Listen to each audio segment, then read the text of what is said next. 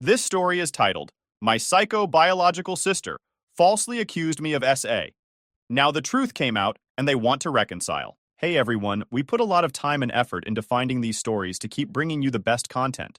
If you enjoy what I do, it would mean the world if you hit that subscribe button. Your support really makes all the difference and keeps this journey going strong. Thanks so much for being here with me. Now let's start the video. OP starts by saying, when I think back to the moment my life changed, it doesn't feel real. It's like watching a slow-motion car crash. You know what's coming, but you can't do anything to stop it. I was 18, living on a military base in Japan with my dad, his third wife Maria, my biological sister Lily, 15, and 3 younger stepsisters. Life wasn't perfect, far from it, but it was predictable. That predictability, however, shattered one quiet Sunday afternoon. I was in my room, working on a history essay that wasn't due for another week.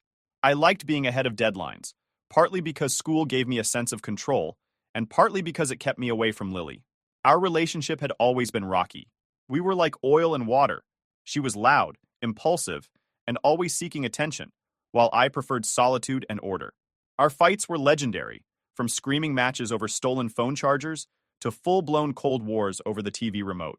But for all our differences, I never thought she'd go as far as she did. That day, my dad called me into his office. His voice was serious, the kind of tone that made your stomach drop. I walked in to find Maria sitting stiffly in one of the chairs. Her usual warm smile was gone, replaced by a tight-lipped expression that screamed discomfort. My dad gestured for me to sit. "We need to talk," he began, his voice heavy. "It's about your sister." I froze. Lily was in the States with our mom, sent there after one too many blowouts with Maria and the stepsisters. She hadn't been gone long, maybe 6 months, and though her absence had brought a strange calm to the house, I hadn't given her much thought. Now dread started creeping in. "She's made an accusation," Maria chimed in, her voice hesitant. She's saying you hurt her." I frowned, confused. Hurt her? How? What could she possibly mean? Before I could ask, my dad dropped the bombshell. "She's accusing you of sexual assault," he said bluntly. For a moment, the words didn't register. I stared at them, my mind scrambling to make sense of what I'd just heard. It felt like someone had knocked the wind out of me. "What?" I finally managed, my voice barely above a whisper. "Number. That's not true." "We believe you," Maria said quickly, but the way her eyes darted to the floor told a different story. "But we have to take this seriously." Take it seriously? What did that even mean? My dad explained that they'd already reported it to the authorities. Protocol, he called it. I felt like I was drowning. My own sister, my flesh and blood, was saying I did something so vile, so unthinkable, and my parents had gone straight to the cops without even talking to me first. "She's lying," I said firmly, my voice shaking with anger and fear. "You know I'd never do anything like that?" My dad just nodded, his expression unreadable. Maria reached for my hand, but I pulled away, unable to bear the false comfort. Their belief in me felt hollow, like they were saying the words because they had to, not because they meant them. I couldn't understand it. How could they say they believed me but still treat me like I was guilty? The next few weeks were a blur. A social worker came to the house to interview me, asking invasive, humiliating questions about my childhood and my relationship with Lily. "Have you ever touched her inappropriately? Have you ever said anything that could be taken the wrong way?" I answered every question honestly, but it didn't matter. The look in her eyes said she'd already made up her mind. At school, things got worse. Living on a military base meant rumors spread like wildfire. By the end of the week, everyone seemed to know about the accusation. Friends avoided me in the hallways, their laughter dying the moment I walked by. Parents stopped letting their kids come over. Even teachers started acting differently, their smiles forced and their conversations clipped. I became a ghost, floating through my own life, unseen and unwanted. At home, the atmosphere was suffocating. My dad and Maria treated me like I was made of glass, like one wrong move would shatter me, or maybe expose some hidden truth they didn't want to confront. They implemented new rules to avoid misunderstandings. I wasn't allowed to be alone with my stepsisters anymore, and Maria made a point of hovering whenever we were in the same room. The humiliation was unbearable. One night, I confronted my dad. "Do you really believe me?" I asked, my voice cracking. "Because it doesn't feel like you do." "I believe you," he said after a long pause. "But we have to handle this the right way. For the family." "For the family?" I repeated, incredulous. "What about me? This isn't just some family issue, it's my life. Do you have any idea what people are saying about me? What this is doing to me?" He didn't answer. Instead, He told me to be patient, to trust the system. But how could I trust a system that had already branded me as guilty? The worst part was knowing that my own parents, people who were supposed to protect me, were the ones who'd set the wheels in motion. Meanwhile, Lily was living her best life back in the States. Through the family grapevine, I heard she'd joined her high school's cheerleading squad and was the center of attention in every room she walked into. It was infuriating.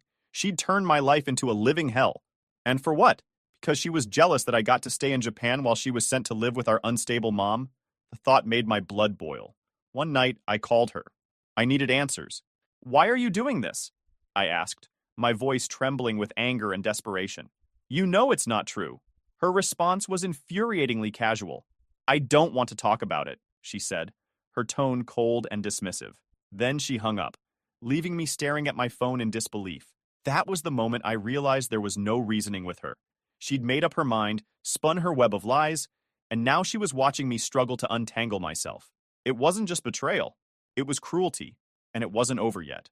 As the investigation dragged on, my life unraveled piece by piece. Colleges I'd applied to sent rejection letters. Friends drifted away, and every day felt like a battle just to keep my head above water. But even as everything fell apart, one thought kept me going. I would survive this. I didn't know how, but I'd find a way.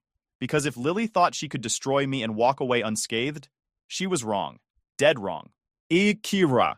The investigation should have been the worst of it, but it wasn't. That was just the opening act.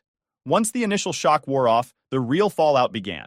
If the accusation had felt like a punch to the gut, the aftermath was a slow, suffocating chokehold. After the social worker left, my dad sat me down again. He looked more uncomfortable than I'd ever seen him, like he wanted to be anywhere but there. "The base community is small," he started, his words careful. "People are going to talk. I need you to keep your head down." Keep my head down? Wanted to laugh in his face. Rumors were already flying, and I was the center of them. Kids at school whispered as I passed by. Parents pulled their kids away from me, as if proximity to me was contagious. My dad telling me to keep my head down was like asking someone drowning to hold their breath a little longer. Maria added her own version of damage control. She started micromanaging my every move. "Maybe you shouldn't go to the community pool right now," she'd suggest with that overly sweet tone she used when pretending to care. Or, "Why don't you skip the next youth group meeting? It's best not to stir the pot." I wasn't stirring anything. I was sitting silently, watching my life fall apart while everyone acted like this was just some awkward phase we'd all laugh about someday. The military base's gossip machine wasn't just limited to kids and their parents. It seeped into every corner of the community. My dad's co-workers looked at him differently. Maria's book club stopped inviting her to their weekly gatherings.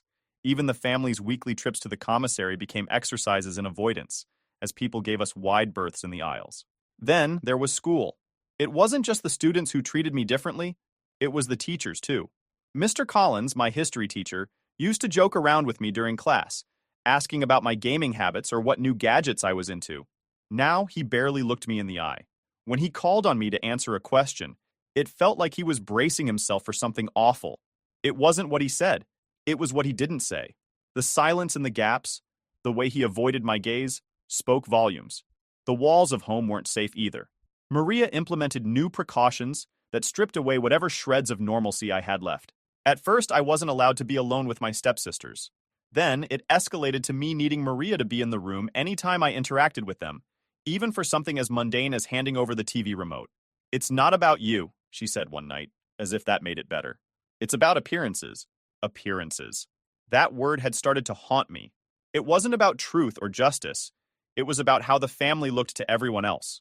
My dad, the proud military officer, and Maria, the smiling, picture-perfect stepmom, couldn't afford to be seen as the parents who let something slide. They needed to be the ones who took every accusation seriously, no matter the cost. The cost, of course, was me. I thought about running away more times than I could count. There were nights I lay awake, staring at the ceiling, imagining packing a bag and disappearing. But where would I go? My mom? She wasn't exactly an option. She was still recovering from her latest divorce and could barely keep herself afloat, let alone take me in. My extended family? They'd already started distancing themselves, sending vague texts about letting the process play out. The process. Another word I'd grown to hate. So I stayed. Not because I wanted to, but because I had nowhere else to go. Lily, meanwhile, was thriving. Or at least that's what I heard through the family grapevine. She had a tight-knit group of friends, and was excelling in her classes. The news reached me in fragmented updates from relatives who still felt obligated to keep me in the loop. "She's doing really well," my aunt said over the phone one day. "Your mom says she's happier than she's been in years." Happier. That word was a knife to the gut. While my life was crumbling, Lily was out there living her best life, the center of attention like she'd always wanted. It wasn't fair. None of it was. As the weeks turned into months, the investigation dragged on. No charges had been filed, yet, but the threat loomed over me like a storm cloud. Every time the phone rang, I flinched, expecting the worst. I avoided looking at the mailbox, terrified of finding a letter from some authority demanding I appear in court. The uncertainty was worse than anything else. It was like waiting for an axe to fall, not knowing when or if it ever would. One night, I overheard Maria talking to my dad in the kitchen. Her voice was hushed, but the tension in her words was impossible to miss. "I don't know how much longer we can keep this up," she said. "It's affecting the girls. It's affecting us. Maybe it would be better if he went somewhere else for a while." Went somewhere else? My blood ran cold. They were already treating me like I was guilty. Now they were talking about sending me away? I didn't stick around to hear my dad's response. I didn't need to. I already knew how little I mattered in this so-called family. The breaking point came a few weeks later. A friend I'd known since middle school, one of the few people who hadn't completely cut me off, invited me to a small party. It was the first time I'd been included in anything in months, and for a brief moment, I felt normal again. But that feeling didn't last. I arrived at the party to find everyone huddled in a corner, whispering. When they saw me, the whispers stopped, and the room went uncomfortably silent. My stomach sank as I realized why. Someone had brought up the accusation. "Hey, I didn't know you were coming," the host said awkwardly, scratching the back of his neck. "Listen, man, some of the parents, they're not cool with you being here." I stared at him, stunned. "Parents? Thought this was just us." "Yeah, but, word gets around. Word gets around." That was it. That was all it took to unravel whatever fragile connection I still had to my old life. I left the party without saying another word, my chest tight with anger and shame. That was the moment I realized there was no going back. Whatever life I'd had before Lily's lie was gone, and no amount of denial or patience would bring it back. Ich stop I. Back at home, I sat on my bed and stared at the ceiling, the weight of everything pressing down on me. I couldn't stay here. I couldn't keep living like this, surrounded by people who saw me as a problem to be managed. But what choice did I have? I grabbed my phone and pulled up the message from my uncle, the only family member who had consistently reached out. "If you need a place to stay, our door is always open," he'd written a few weeks ago. I hesitated, my finger hovering over the screen. Leaving meant giving up. It meant admitting that Lily's lie had won, that she'd succeeded in driving me out. But staying meant losing myself entirely. With a deep breath, I hit reply. Leaving wasn't easy. It wasn't dramatic either. No slammed doors, no screaming matches. Just me, a packed duffel bag, and a goodbye note left on the kitchen counter. I didn't have the energy for a confrontation, and I doubted it would have made a difference. They didn't want me there, not really, and I couldn't survive another day feeling like an unwelcome guest in my own home. I caught the earliest bus off the base and headed straight to my uncle's place in Okinawa. The trip was a blur of anxiety and second guessing. What if they didn't really mean it when they said I could stay? What if I showed up and they turned me away, like everyone else seemed to? But when I knocked on the door, my aunt answered with a smile that almost made me break down right there on the porch. "Come in," she said, pulling me into a hug. "You're safe here." Safe. I hadn't felt that in months. Living with my aunt and uncle was like stepping into a parallel universe. For the first time in what felt like forever, I wasn't walking on eggshells. They didn't look at me like I was broken or dangerous. They asked how I was doing, how they could help. It was overwhelming in the best way, but the relief was short-lived. The investigation wasn't over, and even though I was miles away from my dad's house, the weight of it still hung over me.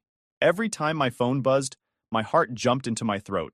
Every time I saw a military officer or someone in uniform, I felt like they were there to drag me away. The constant fear was exhausting. One day, my uncle sat me down after dinner. He was a quiet man, not one for long speeches, but when he spoke, you listened. "Look," he said, "I know this isn't fair.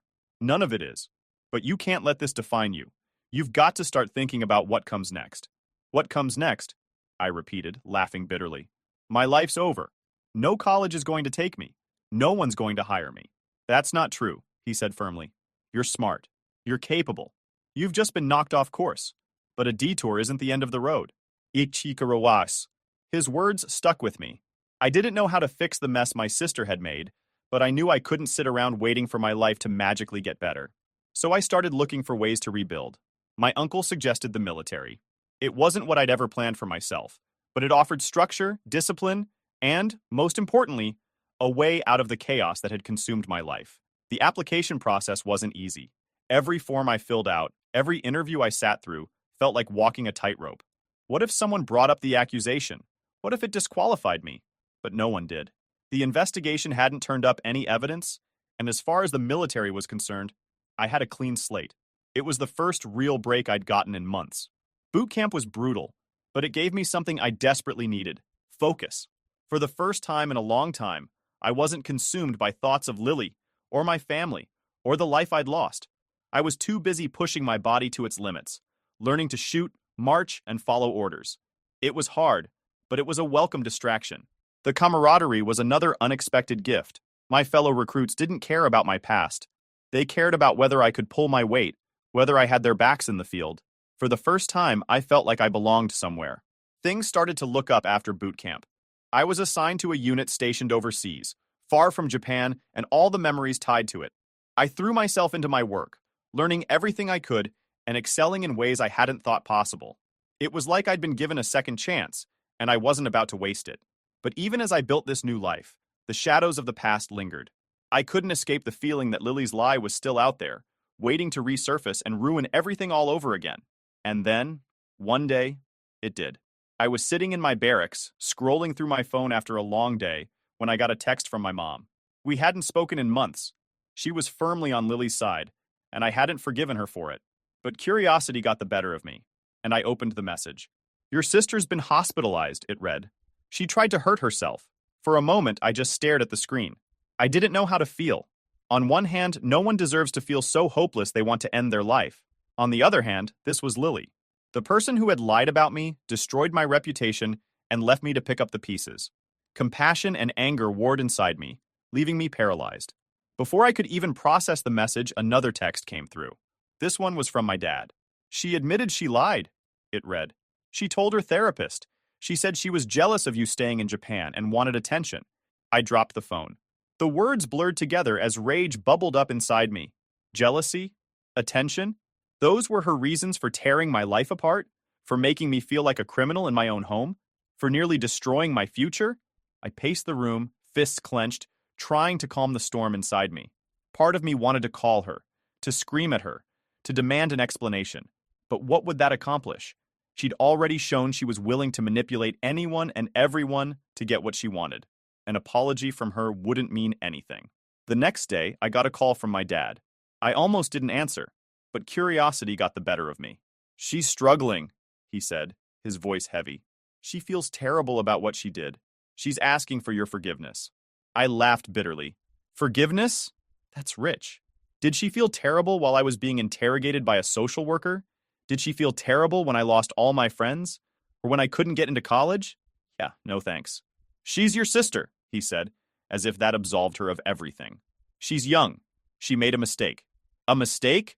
I snapped. "Dropping a glass is a mistake. Forgetting someone's birthday is a mistake. What she did was calculated. She knew exactly what she was doing." There was a long silence on the other end of the line. Finally, my dad sighed. "You don't have to forgive her, but maybe think about what holding on to this anger is doing to you." I hung up without responding. I didn't need his lectures. What I needed was to keep moving forward, to keep building the life Lily had tried to take from me. Back at base, I threw myself into work with renewed determination.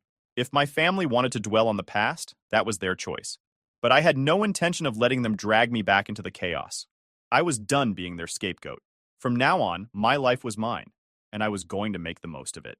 The months after my dad's call felt like a turning point. For the first time, I wasn't looking over my shoulder, waiting for the next piece of fallout to hit. Lily's admission to her therapist had exonerated me in the eyes of the authorities. Not that they ever publicly cleared my name, of course.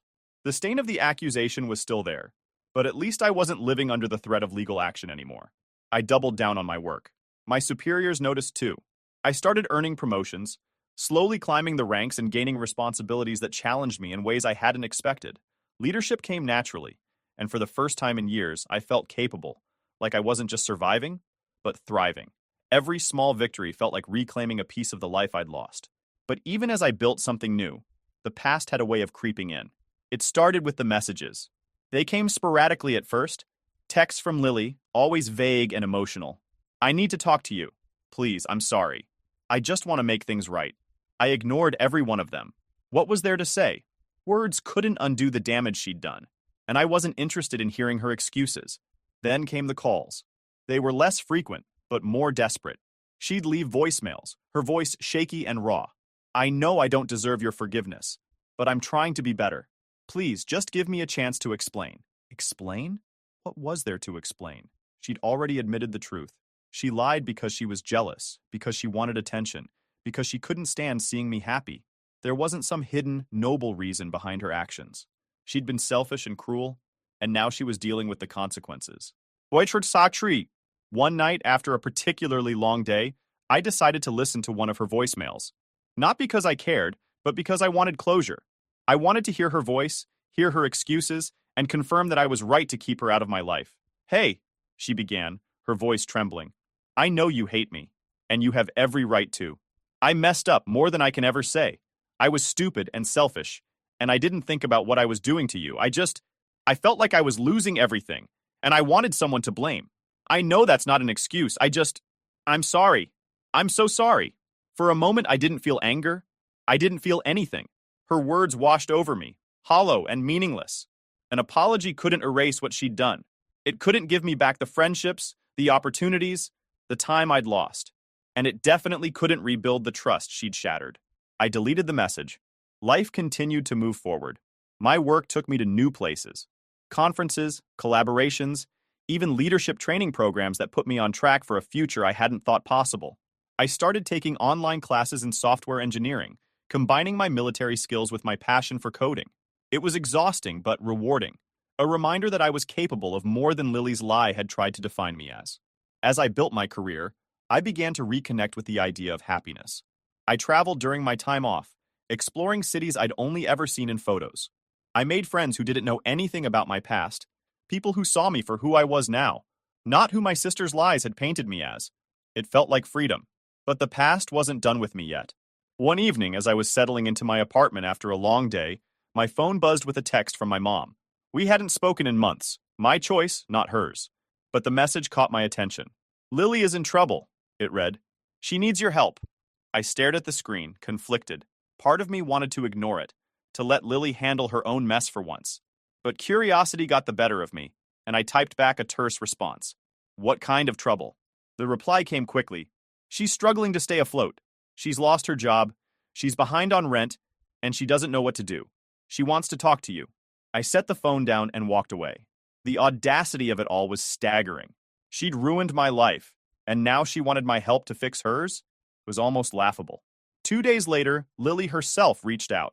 This time, it wasn't a text or a voicemail. It was a video call. Against my better judgment, I answered. Her face appeared on the screen, thinner and more haggard than I remembered. Her once bright eyes were dull, ringed with dark circles that told the story of sleepless nights. She looked broken. I don't want to bother you, she began, her voice small. But I didn't know who else to call. I didn't respond, waiting for her to continue. I messed up, she admitted, her voice cracking. Not just with you, but with everything. I've burned bridges with everyone else. Mom can't help, and Dad, he won't even talk to me anymore. I'm at rock bottom, and I don't know what to do. I stared at her, the silence stretching between us. Part of me wanted to feel pity, to reach out and offer her some kind of lifeline. But a larger part of me, the part that remembered the nights I'd spent crying in frustration and despair, couldn't summon the empathy. What do you want from me, Lily? I asked finally. I don't know, she whispered. I want a chance to fix things, to make things right with you. I shook my head. You can't make this right, Lily. You destroyed my life, and now you want me to help you fix yours? That's not how this works. I'm sorry, she said, tears streaming down her face. I don't expect you to forgive me. I don't know what to do. I took a deep breath, forcing myself to stay calm. Figure it out, like I had to. You made your choices, Lily, and now you're living with the consequences. That's not my responsibility. Her sobs grew louder, but I didn't waver. For once, I was putting myself first. I hope you find your way, I said quietly. But you're not going to find it with me. And with that, I ended the call. Isasakusa, for the first time in years, I felt a sense of finality. Lily was no longer a weight I had to carry, no longer a storm cloud looming over my life. I had finally closed the door on the chapter she'd tried to write for me, and I was ready to move forward. For good.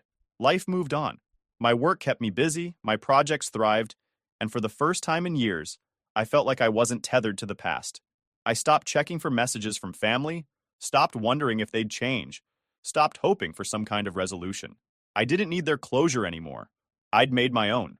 One evening, as I wrapped up work on an app I'd been designing, I realized I hadn't thought about Lily in weeks. Not out of bitterness, but because my life had finally outgrown the shadow of her lies. She was just a part of my story now, not the whole thing. I've built something I'm proud of. My career, my friendships, and my independence aren't things anyone gave me. They're things I earned. And as I look ahead, I know my focus is where it should be, forward. So yeah, that's where I'm at now, Reddit. My life isn't some grand redemption arc, and I'm okay with that. I'm not trying to rise above or prove anything to anyone. I'm just living. And honestly, it's enough. Lily hasn't reached out again since that last call, and the rest of my family has mostly fallen silent too. I guess they finally realized I'm not coming back. It's not about holding grudges, it's about boundaries. I don't hate them. I just don't need them in my life anymore.